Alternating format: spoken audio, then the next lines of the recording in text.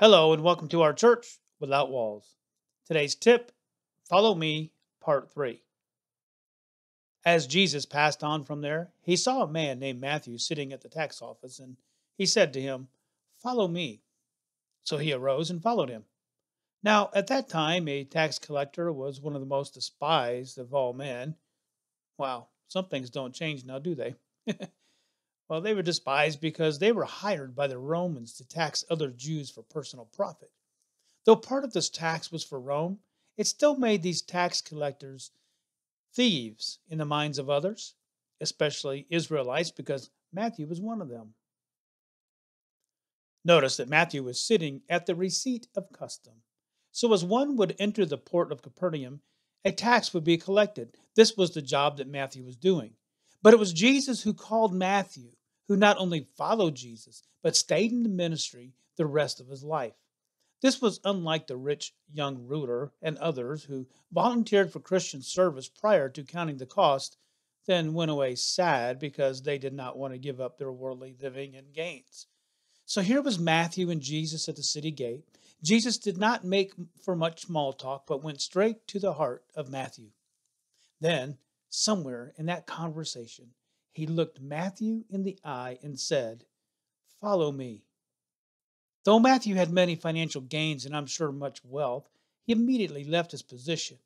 He didn't debate it, or like some others, wish to complete his business or say his goodbyes to his family or friends. He immediately followed Jesus. In fact, his commitment to Christ was so deep that we never see Matthew returning to his business of tax collecting again. Some of the other disciples, who were fishermen by trade, had on occasion returned to fishing, but not so with Matthew. Christ spoke to Matthew in such a way that he realized the indebtedness of his sin. So he rose up and followed Jesus. Romans 1:16 reminds us that his gospel, the very words of Christ, is the power of God unto salvation. Those who are effectually brought to salvation will be desirous of leading others to Christ. They will want others to experience the joy of God's grace and the hope of eternal life in heaven. They will be ambitious of contributing something towards the mission of the call of Christ. Follow me.